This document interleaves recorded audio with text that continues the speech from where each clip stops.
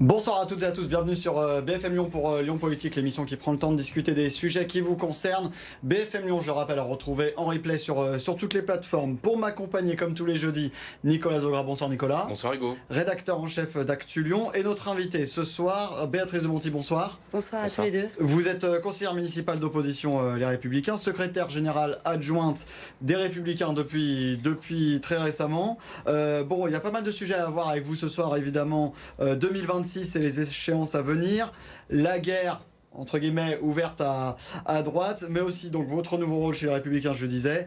Et puis il y a beaucoup de sujets aussi qui occupent les esprits en ce moment, évidemment avec les faits antisémites et islamophobes qui se multiplient. Mais commençons déjà par 2026 avec cette mesure annoncée par le désormais futur, très probable candidat Jean-Michel Aulas à la mairie de Lyon, qui veut rendre les transports en commun gratuits pour les Lyonnais qui gagnent moins de 2500 € net. Qu'est-ce que vous en pensez, vous, déjà, première chose ? Alors c'est vrai qu'il y a eu plusieurs annonces qui ont été faites depuis quelques jours. Les deux premières me semblaient intéressantes parce qu'il parlait d'une nouvelle façon de gouverner. Il a dit qu'il renoncerait au cabinet du maire, il a dit qu'il renoncerait à ses indemnités pour investir dans la jeunesse. Donc, j'avoue avoir bien aimé ces deux premières annonce. Je ne suis pas alignée avec cette troisième annonce. Moi, je suis opposée à la gratuité des transports en commun. Déjà parce que ce n'est pas la première demande des habitants. Les habitants veulent des transports en commun plus fréquents, plus sûrs, plus propre. Le prix arrive finalement loin derrière en termes de priorité. Aujourd'hui, il y a quand même beaucoup d'avantages. Quand vous avez des revenus modestes, vous bénéficiez déjà d'aides. Voilà. Et moi, il y a les remboursements aussi par les entreprises pour ceux qui sont salariés. Je ne crois pas que ce soit la priorité en termes de transport en commun. Et je pense qu'il faut réfléchir aux mobilités, aux transports vraiment de façon globale. Ça me semble être une mesure évidemment choc qui veut faire du bruit, mais peut-être trop précise à ce stade de la campagne. En tout cas, moi, j'y suis très clairement opposé. Bon, vous êtes opposé. Bon, au moins, c'est clair, parce qu'il dit que c'est quand même une mesure donc c'est à 30 millions par an. Il ferait les économies, notamment sur la communication. Vous, s'il y avait 30 millions à utiliser, vous ne les mettriez pas là, quoi. Non, je pense que je les mettrais sur la sécurité et le civisme. Je pense qu'aujourd'hui, le civisme est quelque chose qui me tient à cœur. Je trouve qu'aujourd'hui, il y a beaucoup de tensions dans la ville de Lyon, dans les transports. Et il faut, à mon avis, rappeler à tous qu'on est lyonnais, ensemble. On a envie de vivre paisiblement dans cette ville. Et il y a des choses, des règles du jeu à rappeler pour que ça se passe mieux demain. Alors du coup, vous êtes contre la mesure de proposition de gratuité des transports en commun lancée par Jean-Michel Aulas aujourd'hui. Vous le soutenez toujours comme candidat ? Vous souhaitez toujours être derrière lui ? Oui, moi j'avoue que je vous l'ai dit déjà plusieurs fois. Ça fait 2 ans moi que je travaille, j'ai lancé Lyon au cœur. On a des réunions régulièrement. La prochaine, le 17 juin, sur les mobilités. Je fais des réunions d'appartements. Enfin, voilà, vous savez tout ça parce que je l'ai déjà dit maintes fois. Je pense qu'il faut être rassemblé avant d'annoncer une candidature. C'est la raison pour laquelle moi j'avais encore pas annoncé de candidature. Le jour où vous annoncez une candidature, après il faut qu'il y ait un rythme très précis pour monter en puissance et créer une vraie dynamique. C'est la dynamique qui fait gagner. Alors, maintenant que Jean-Michel Aulas parle du fond, parce qu'on lui a reproché pendant quelques semaines de ne pas avoir encore de proposition. Là, il en a une sur les TCL, vous l'avez commenté, mais vous voulez quand même soutenir un candidat alors que l'une des premières mesures très importantes, vous y êtes contre. Moi, je continue mon année comme je l'avais commencé. Je termine avec Lyon au cœur. Nous verrons le jour où Jean-Michel Aulas annoncera sa candidature. Pour l'instant, on n'a pas d'informations. Vous l'invitez à se prononcer vite ? Bien sûr, oui, moi je l'invite le 17 juin. Je ne sais pas s'il voudra être présent. En tout cas, j'invite d'ailleurs tout le monde, toutes les personnes qui sont autour de moi sont invitées à venir, que ce soit Georges Képédékian, Pierre Oliver. Donc le 17 juin, vous faites une réunion, c'est ça, réunion sur publique, les mobilités. C'est la 4e réunion de l'année. À chaque fois, on a entre 200 et 250 personnes. Donc voilà, j'espère qu'on aura encore plus de monde. Et on a travaillé sur vraiment une réflexion. On veut partager avec les Lyonnais, mais on va déjà partager aussi des idées et des pistes d'action. Alors, Hugo l'a dit, vous êtes désormais secrétaire général adjointe des Républicains au niveau national, après la victoire de Bruno Retailleau qui dirige maintenant votre parti. Que doivent faire les Républicains du coup sur ces municipales 2026 à Lyon ? Alors c'est l'enjeu évidemment aujourd'hui pour les Républicains. D'ailleurs, Bruno Retailleau, sur un des derniers plateaux de télévision avant l'élection à la présidence des Républicains, a parlé de Lyon et a dit exactement ce que je dis depuis 2 ans, comme quoi nous sommes vraiment alignés tous les deux. Il a dit qu'il fallait être intelligent à Lyon, qu'il n'appelait pas à des accords de parti, mais qu'il fallait rassembler. Donc soutenir Jean-Michel Aulas. LR doit soutenir... Non, aujourd'hui, c'est pas prononcé. Je crois qu'il va faire confiance au local, donc il va faire confiance aux gens qui connaissent bien, mais c'est vrai que chez les Républicains, Républicains, on est déjà quand même nombreux à souhaiter la candidature de Jean-Michel Aulas, que ce soit Étienne Blanc, Gilles Gascon, François-Noël Buffet, Béatrice de Montijo, on est quand même nombreux à avoir dit que ça mais pas, quand même un candidat. Mais pas Pierre Oliver, qui est le maire LR du 2e arrondissement, qui est dans l'opposition depuis le début du mandat de Grégory Doucet. Vous l'appelez à se rallier à Jean-Michel Aulas ? Oui, moi je l'appelle au rassemblement. Derrière Jean-Michel Aulas, ou en tout cas qu'on parle ensemble. Vous savez, moi, aux dernières municipales, au 2e tour, dans le 3e arrondissement, Grégory Doucet fait 49%, moi je fais 29% et Georges Képénékian fait 21%. Donc moi j'ai compris depuis longtemps que pour gagner Lyon, il fallait que je sois rassemblée avec Georges Képénékian et évidemment avec Pierre Oliver qui fait partie de ma famille politique. Donc voilà, moi je l'ai compris très vite ça. Et en faisant des réunions d'appartements ou des cafés d'arrondissement, c'est une des premières choses que nous demandent les Lyonnais. Les Lyonnais veulent qu'on soit rassemblés. Ils nous demandent très vite quelle est notre étiquette politique. Donc moi, évidemment, je ne renie rien du tout de mon appartenance aux Républicains et à Nouvelle Énergie de David Lisnard. Mais j'ai compris que ce qui était important pour les municipales, c'est la lyonnitude, la lyonnaise attitude, c'est la fierté d'être lyonnais. Et ça dépasse les clivages. J'espère qu'on arrivera à le faire changer d'avis. Je l'appelle là, votre micro, à venir discuter. Est-ce que c'est pas un peu contradictoire de dire à la fois on veut rassembler grosso modo autour de quand même d'un programme et d'un projet, et à la fois de dire tout de suite on veut être derrière Jean-Michel Aulas, qui a pour le moment, il faut le dire, pas proposé grand-chose. Bon là, il y a eu cette première mesure donc, mais à part faire quelques posts sur les réseaux sociaux, il n'a pas proposé grand-chose. Il a la même démarche que moi, Jean-Michel Aulas. C'est pour ça que j'ai apprécié sa façon de commencer son entrée en politique. C'est qu'il a dit qu'il aimait cette ville et qu'il envisageait d'être candidat et qu'il voulait rassembler. En fait, c'est exactement ce que je dis depuis 2 ans. J'aime cette ville et je veux qu'on soit rassemblés, mais il ne faut pas dire je suis candidat, venez à moi, je suis le candidat du rassemblement. Je ne trouve pas que ce soit une bonne méthode. C'est peut-être parce que je suis entrepreneur et que j'ai une approche de la politique différente. Oui, vous avez peut-être cette acquaintance-là avec Jean-Michel Aulas de l'entrepreneuriat. Est-ce que ce poste, juste pour y revenir rapidement, de secrétaire général adjoint des Républicains, ça vous donne un poids supplémentaire dans ce qui va être fait par la droite à Lyon? Probablement, évidemment. C'est vrai que je sens bien que, au nombre de messages de félicitations que j'ai reçus, j'avais presque l'impression de m'être remariée tellement je recevais de textos de félicitations. Beaucoup de personnes m'ont écrit d'ailleurs « tu le mérites tellement ». Donc je suis heureuse de voir que le travail paye. Moi, ça fait 10 ans que je suis impliquée chez les Républicains. Et c'est vrai que je suis très proche de Bruno Retailleau. J'étais relais de Force républicaine quand je suis arrivée à Lyon. Aujourd'hui, je suis aussi très proche de David Lisnard et j'espère qu'on saura être intelligent pour gagner les municipales. Ça, c'est notre rôle à nous au niveau local et qu'ensuite il y aura une espèce de vague bleue qui permettra de gagner la présidentielle. Parce que quand même, vous le disiez tout à l'heure, vous battez le pavé depuis 1 an et demi, 2 ans pour cette campagne, donc pour l'élection en 2026. Vous construisez pourquoi? Parce que vous, personnellement, vous n'avez pas d'ambition de vous dire et si j'étais candidate finalement? Moi, j'ai de la chance de me sentir très libre. J'adore la liberté, j'en parle souvent. J'ai de la chance d'avoir une belle famille. Je rêvais d'être mère de famille. J'ai mes 4 enfants. J'ai une belle aventure entrepreneuriale. Mon entreprise tourne bien. Il y a 25 salariés aujourd'hui. Et donc, c'est vrai que mon entrée en politique, elle est un peu atypique. Et elle me donne cette liberté qui fait que je ne rêve pas d'un poste tous les soirs quand je m'endors. Je rêve qu'ensemble, on gagne Lyon. Pour revenir sur ça, vous construisez autour de quoi? Si on parlait des piliers tout à l'heure, vous disiez le civisme, ça peut être un des axes. La sécurité, c'est une priorité aujourd'hui pour vous à droite, et ça doit être la priorité de la droite pour cette élection? À force d'écouter les Lyonnais, j'ai compris plusieurs choses. La première, c'est qu'on est très fiers d'être Lyonnais, on est chauvin, on n'a pas envie que ce soit Paris qui décide pour nous, on a envie de restaurer cette fierté lyonnaise. Beaucoup de gens aujourd'hui disaient « j'étais fière d'être Lyonnais, aujourd'hui j'ose même plus dire que je suis lyonnaise ». Encore lundi soir, la réunion dans le 2e arrondissement, un étudiant qui dit « j'ai des amis qui sont pris pour devenir étudiants à Lyon et qui préfèrent aller à Bourges ».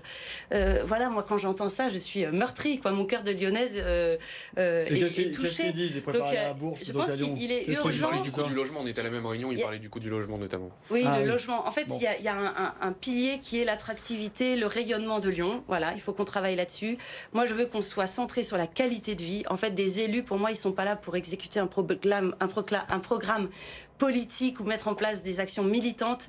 Il est là pour être au service des Lyonnais, faciliter la vie quotidienne.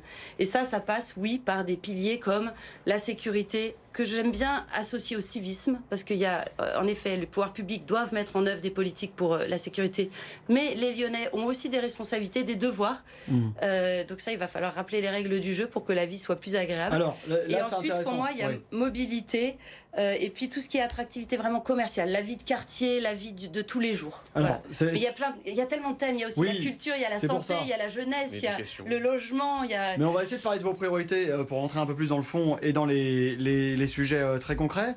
Quand vous parlez de sécurité, qu'est-ce que vous dites aujourd'hui? Vous dites qu'il y a un sentiment global d'insécurité, ou il y a même de l'insécurité tout court? Alors c'est un sujet que j'ai vraiment bien travaillé moi pendant ce mandat d'opposition. Ça fait 5 ans que je suis élue au conseil municipal dans l'opposition. J'aime pas du tout ça, j'aimerais être de l'autre côté, du côté de ceux qui peuvent faire. Mais pendant ce mandat d'opposition, j'ai eu l'opportunité d'être présidente d'une mission d'information et d'évaluation qui a été demandée par les 3 groupes d'opposition, Yann Cucherat, Georges Képénékian et nous, Pierre Oliver. Et pendant 6 mois, on a eu l'opportunité d'aller visiter le CSU, le centre de supervision urbaine, qui avait été installé par Gérard Collomb. Aujourd'hui, je travaille d'ailleurs avec la personne Dominique Legrand, président de l'Association nationale de vidéosurveillance, qui avait aidé Gérard Collomb. On va parler de la vidéosurveillance après. Voilà, donc on pourra en reparler. J'ai visité des commissariats d'arrondissement, j'ai rencontré les syndicats de police nationale, police municipale. Je comprends qu'il faut déjà avoir une parole forte. Quand on en parlera tout à l'heure avec ce qui s'est passé dans le 3e. Des premières propositions concrètes, par exemple, sur la sécurité ou sur d'autres sujets? Sur la sécurité, il faut une parole forte du maire. Et un maire qui va encourager sa police municipale, la manager et lui faire confiance. Aujourd'hui, les policiers, ils veulent être sur le terrain. Ça tombe bien, c'est ce que demandent aussi les habitants. Donc je pense qu'il faut laisser les policiers organiser leur temps pour qu'ils soient davantage sur le terrain et un peu moins probablement derrière les caméras du CSU pour vidéo-verbaliser les voitures mal garées. On va parler des caméras parce que... voilà. Oui, là il y a un sujet. Donc voilà, il y a laisser de la liberté un peu à la police municipale en leur donnant évidemment des axes et des directions, c'est le rôle des élus, mais leur faire confiance pour être davantage sur le terrain, les doter d'équipements plus modernes. Le CSU, depuis 5 ans, n'a pas bougé. Il y a eu très peu d'investissements sur les caméras de vidéosurveillance. Aujourd'hui, il y a l'intelligence artificielle qui arrive. Tout ça n'a pas été utilisé. On a pris du retard pendant 5 ans. Donc, il va falloir investir sur ces thématiques-là. Bon, voilà, il y a plein de... Non, mais alors, très concrètement, par exemple, sur les caméras, par exemple, Pierre Oliver lui dit il faut 2000 caméras en plus. Ça, vous le rejoignez là-dessus? Il faut des caméras en plus? Non, je ne suis pas d'accord avec lui. Justement, je travaille avec Dominique Legrand, qui est président de l'Association nationale de vidéosurveillance, qui connaît par cœur Lyon. Vous êtes d'accord avec personne dans votre camp, finalement. C'est le propre de la politique, où il faut aimer le débat et on n'est pas obligé d'être d'accord sur le nombre de caméras pour gouverner Lyon demain. Par exemple, les 2000 caméras... Moi, je pense que c'est un effet d'annonce et que ce n'est pas exactement ce dont on a besoin. En revanche, on a besoin de 100 policiers municipaux supplémentaires. Moi, je suis proche aussi de personnes qui travaillent à Toulouse. Toulouse, le maire de Toulouse, avec un discours très fort, une parole intransigeante dès qu'il y a des problèmes. Toulouse, c'est pas une ville spécialement calme, il y a beaucoup de manifestations, etc. Mais le maire ne laisse rien passer. Quand il y a une manifestation, quand il y a des dégradations, il condamne fermement. Et le maire de Toulouse, avec cette posture-là, lui, il a réussi à attirer des profils de policiers municipaux. Pendant que le maire de Lyon nous disait...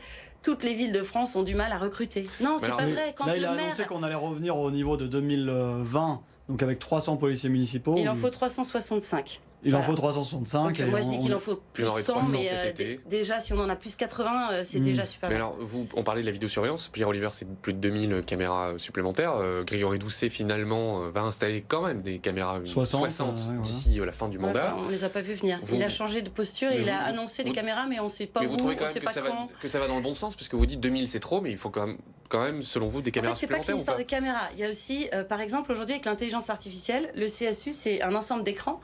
Avec l'intelligence artificielle, peuvent s'allumer uniquement les écrans sur lesquels il y a un problème de bruit, un problème de violence.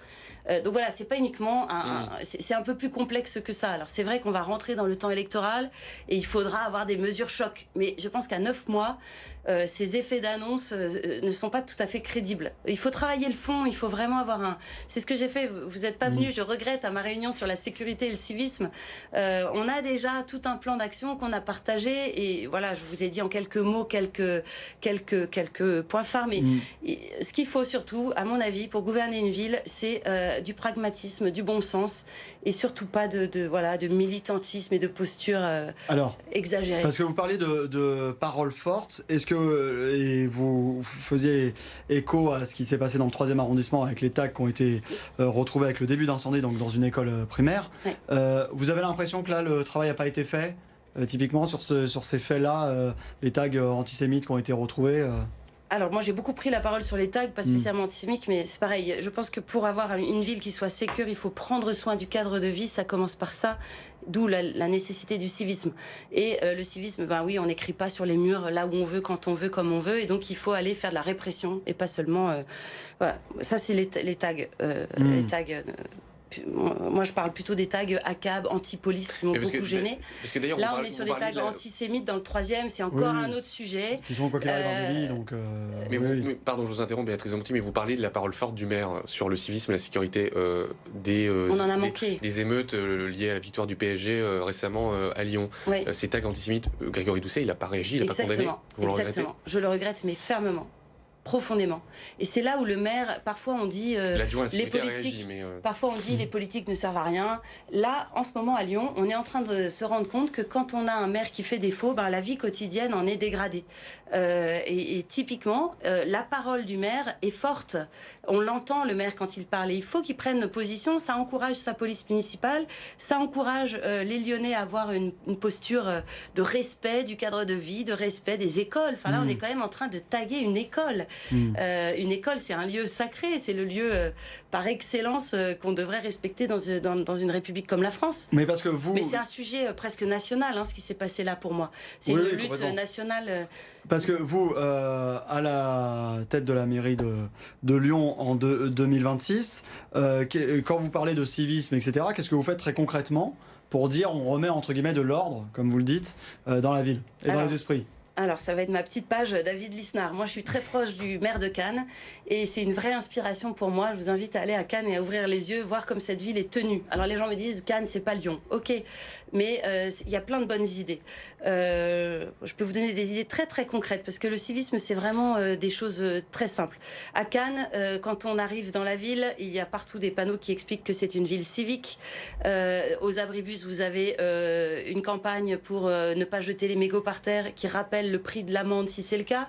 Ensuite, vous croisez un policier municipal qui, moi, j'avoue, j'ai traversé au rouge à Cannes. Fan, hein, je me suis fait réprimer par un habitant. Il y a Nice aussi, c'est un peu la même chose. Voilà, donc en fait, ce sont des petites choses. C'est un rappel des règles en permanence. David Lisnard avait comme pilier de sa campagne lors de la première élection la lutte contre les incivilités. Il a été réélu à 88% des voix au premier tour. Preuve qu'on peut faire quelque chose. Aujourd'hui, il y a beaucoup d'habitants qui me disent oui, mais c'est trop tard, on ne peut plus. C'est une histoire d'éducation. Oui, bah, allons dans les écoles, expliquer le civisme. Enfin, il y a plein de choses à faire. Mais ça me paraît... Moi, au niveau national, ce qui m'inquiète le plus, et c'est pareil dans notre ville, c'est la capacité à vivre ensemble, l'unité de la nation. Et ça va passer par ça, hein, par rééduquer. Mais ça, vous avez l'impression que ça peut imprimer dans les esprits, juste de dire attention, mais jetez pas vos mégots. Parce que ça, c'est quand même pas nouveau. C'est pas inventer l'eau chaude que de dire... Là, qu'est-ce qu'on a fait pendant 5 ans pour rappeler les règles du jeu à Lyon ? Rien. Il n'y a rien qui a été fait là-dessus. Or, quand vous écoutez les Lyonnais, vous entendez qu'ils en ont marre de ces incivilités, du manque de respect dans la circulation, du cadre de vie qui se dégrade, de la propreté. Il y a des encombrants partout. J'ai pris souvent la parole en conseil municipal. Rien. Et pareil, il y a les caméras intelligentes qui peuvent accompagner la police municipale pour mettre fin à ce véritable fléau. Je me suis retrouvée derrière un policier municipal qui était à la boulangerie, était dans la rue cette fois-ci. Je lui ai dit comment vous faites pour verbaliser les encombrants. Ils m'ont dit sur ma tablette, là, vous voyez, sur ma tablette, je ne peux pas le faire. Il faut que j'aille au commissariat de quartier imprimer une forme pour pouvoir verbaliser. Bon, c'est des choses idiotes, hein. C'est pas compliqué, c'est du bon sens, c'est du pragmatisme. Bon, ça c'est l'un des sujets. L'autre sujet, parce qu'évidemment, on le disait, vous êtes chef d'entreprise, donc c'est l'attractivité. Est-ce que vous estimez que l'économie et l'écologie, ça fait deux, en tout cas, selon la vision de la majorité de Grégory Doucet ? Pour moi, l'écologie, c'est un sujet qui est transversal. En fait, quand on rénove une école, on va faire de l'écologie. Quand on achète une nouvelle flotte de voitures pour la police municipale, on va faire de l'écologie. C'est pas un sujet à part entière. Un peu comme le civisme, en fait. Ce sont des sujets qui sont transversaux. Rappelez-moi votre question. Non, mais ce que je disais, c'est est-ce que le monde économique a été laissé de côté, finalement ? C'est un peu votre sentiment ? En fait, je pense qu'on est parti tête baissée sur l'écologie. Or, il faut un équilibre. Et le maire, il est garant de l'équilibre. Le jour où il est élu, il devient maire de tous les Lyonnais et il doit permettre à tout le monde de vivre ensemble. Et l'économie est capitale. Si vous avez, Gérard Collomb l'avait très bien compris, il avait dit une ville sécure est une ville attractive. Il s'est tout de suite tourné vers le monde économique.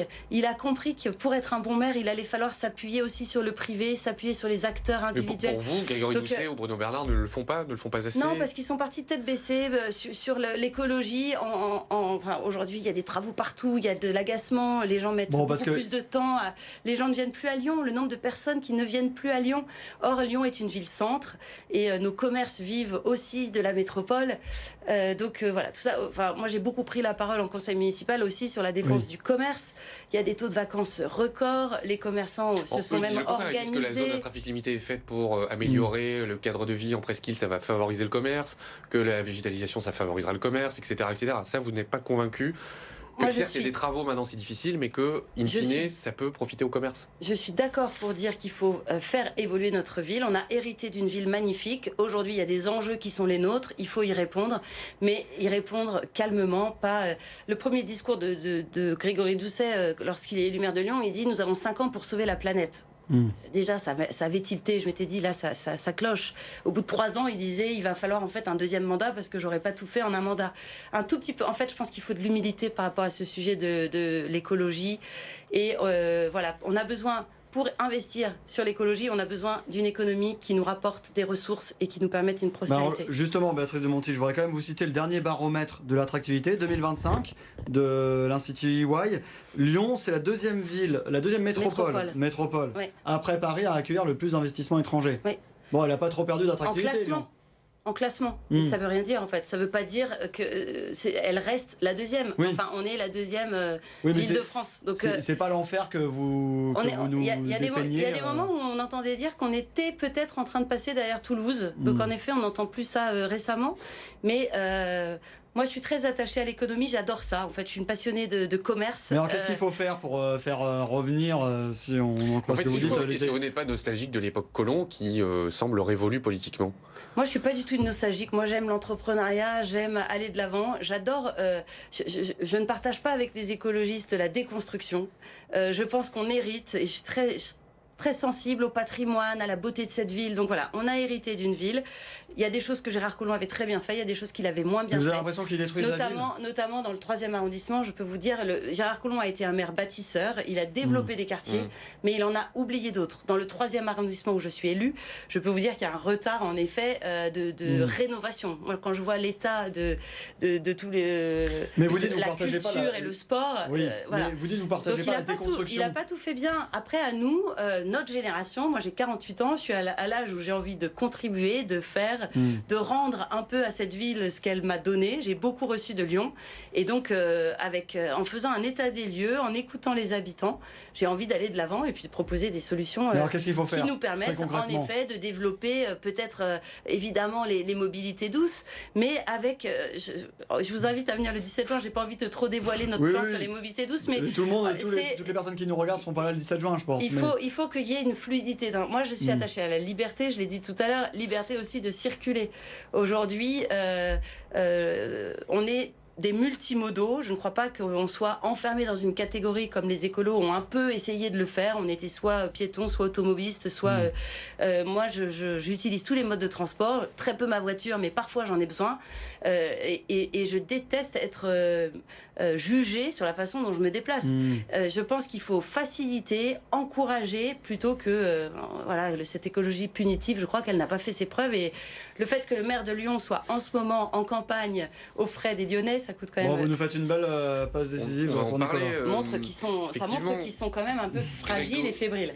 Vous répondez presque à la question, mais en tout cas, Grégory Doucet a entamé une tournée des 9 arrondissements pour son bilan de fin de mandat, donc il rencontre des Lyonnais. Vous en pensez quoi, cette démarche ?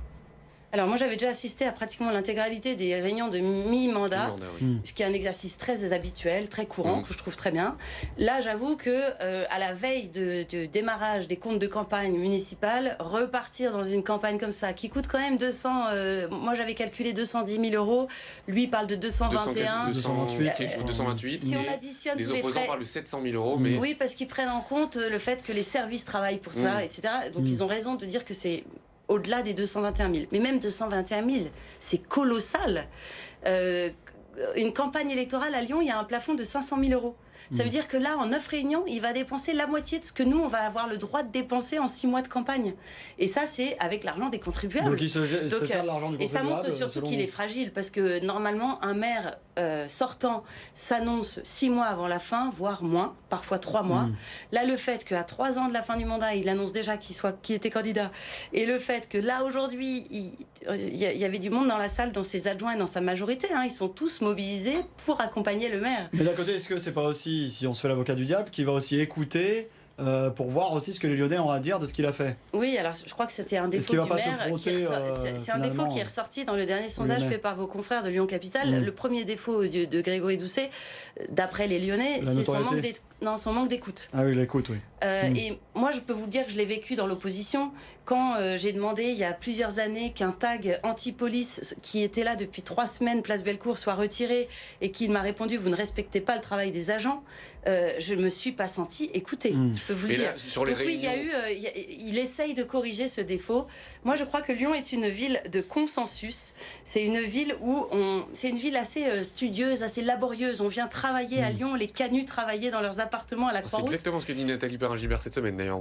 J'ai pas entendu. Je le dis depuis longtemps. Si vous êtes c'est une ville où on travaille, et c'est pas une ville où le politique a historiquement été tout puissant. C'est une ville où le politique laisse aussi les acteurs individuels faire participer. Alors, le catholicisme. Mais du coup, vous dites que Grégory Doucet n'écoute pas les Lyonnais. Est-ce que durant ces réunions où vous étiez présente, vous avez l'impression que désormais il écoute les Lyonnais? Alors c'était un peu orchestré quand même. Si vous avez participé, vous pouvez peut-être valider ce que je vais dire là. Je pense qu'il y avait des questions qui étaient tout à fait préméditées. Il y a une agence de com qui s'occupe de ça. Mais bon, toutes les thématiques sont sorties. La propreté, la circulation, les travaux, le manque d'attractivité, le déclin économique. Enfin, il a quand même entendu. Après, il a essayé de répondre de façon assez calme et posée. Il faut avouer que les réunions se passent dans un climat qui est tout à fait bien. Tendu. Mais dernière question. Je pense pas que les Lyonnais soient convaincus par cet exercice. D'ailleurs, il n'y a pas beaucoup de monde dans ces réunions. Dernière question sur ces réunions. Vous dites à quelques mois de la campagne, ça va coûter de l'argent, etc. Est-ce que vous envisagez, vous, l'opposition, de saisir la Commission nationale des comptes de campagne, de saisir la justice en disant c'est pas normal, Non, parce qu'il est dans les clous, il a le droit de le faire aujourd'hui. Après, est-ce que les Lyonnais apprécieront qu'il dépense 221 000 euros pour ça?